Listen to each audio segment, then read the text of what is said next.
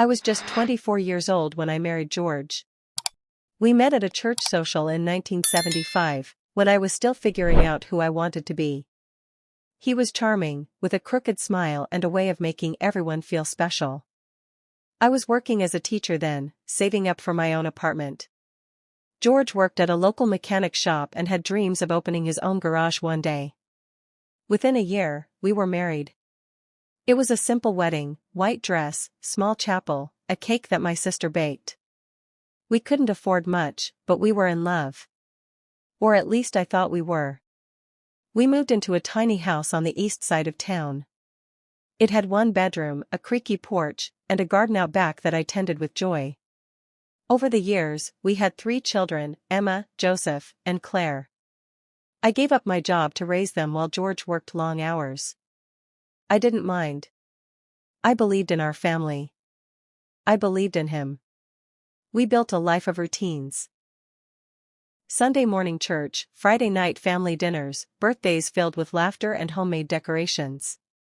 George always said he wanted to give us a life better than he had growing up. I believed he was trying. Maybe he was. But life has a way of testing love, and ours was no exception. By the time we hit our 60s, the children were grown and out of the house. I started noticing small changes. George was quieter, more distant. He didn't laugh as easily. He spent more time on his phone, a device he used to mock me for using. He began working late even though he had already retired. When I asked where he was going, he'd brush me off. Out with the guys, he'd say. But I never heard names, never saw anyone call or visit. Our Friday night dinners turned into microwaved leftovers while I sat alone in the kitchen. Then one night, something happened that shattered my sense of normalcy. We were watching a movie, and I asked him a simple question.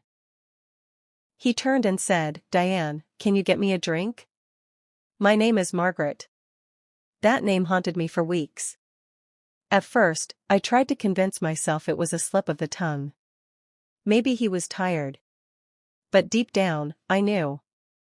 He was slipping away from me. The man who used to write me love notes now barely looked me in the eyes. I began to notice other things. His cologne smelled different, newer. He bought new clothes, even dyed his gray hair. One day I found a receipt for a dinner for 2 at a fancy restaurant in a part of town we never visited. I asked him about it. He said it was a mistake, a business dinner with a former colleague. But his eyes didn't meet mine. I didn't believe him, but I stayed silent. Then came the night I followed him. I borrowed Emma's car and drove across town, my hands shaking on the wheel. I parked across from a quaint little cafe and saw him through the window. Laughing. Holding hands. Touching her cheek. She was young. Pretty. Confident. Everything I had once been. I waited a few days before confronting him.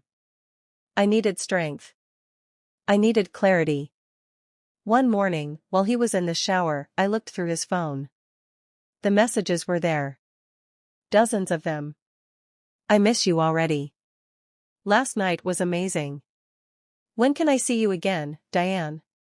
My heart felt like it had been ripped open. I took screenshots, printed them out, and placed them on the kitchen table. When he came down for coffee, he saw them. He didn't even look surprised. "You went through my phone?" he asked, more annoyed than guilty. I asked him if he loved her. He said nothing for a long time. Then he whispered, "Yes." I stared at him, hoping for some sign of remorse. But there was none. Just silence and the hum of the refrigerator. I cried for weeks. I didn't eat. I didn't sleep. Our children were furious. Emma stopped speaking to him entirely. Joseph told him he was no longer welcome in his home. Claire, always the peacekeeper, tried to mediate but gave up when she saw the pain in my eyes. He moved out a month later. I didn't stop him. I packed his things, folded his shirts, and handed him the suitcase. He didn't even say goodbye properly. Just walked away, like 40 years meant nothing. The house was too quiet after he left. I would hear a creak in the hallway and think it was him. I'd set 2 plates for dinner, then remember. I avoided our bedroom and slept on the couch for weeks. Every corner of our home reminded me of him. I found myself staring at old photo albums, reliving our vacations, holidays, the births of our children. I questioned everything. Was it all a lie? The loneliness was unbearable at first.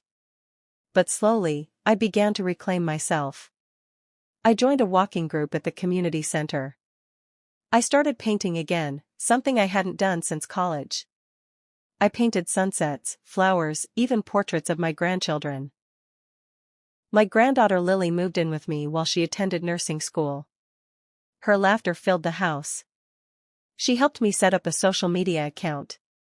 I posted photos of my garden and little snippets of my journey. People started following me. Women messaged saying they, too, had been betrayed. We shared stories.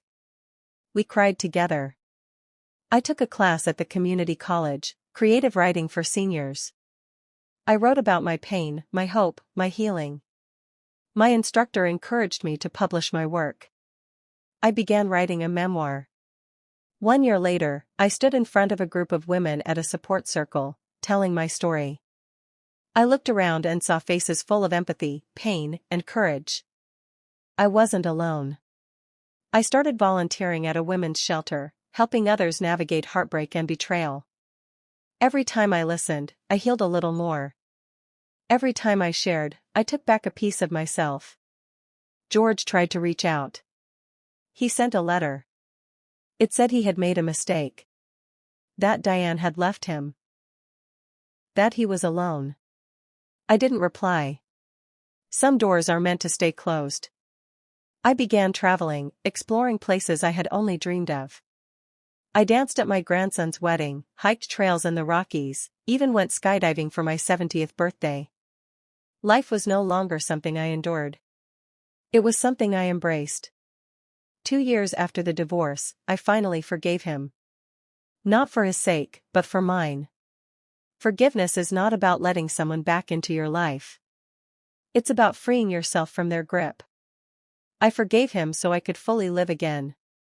I traveled to Italy with a friend. I saw the Colosseum, ate gelato by the river, and laughed like I hadn't in decades. I realized that life doesn't end at betrayal. Sometimes, it truly begins there. Back home, I turned my memoir into a published book. I called it The Bloom After Winter. It resonated with many women. Some wrote letters. Others sent emails. One woman told me my story saved her life. If you are facing the pain of betrayal or heartbreak, remember this: you are not alone, and your story doesn't end here. What feels like the end right now is often the beginning of something more powerful: your healing, your rediscovery, your strength. You may have been broken, but from the cracks, light pours in. Take one step at a time, breathe, and believe you are worthy of love, joy, and a future that honors your heart. Keep going. The best chapters of your life may still be ahead.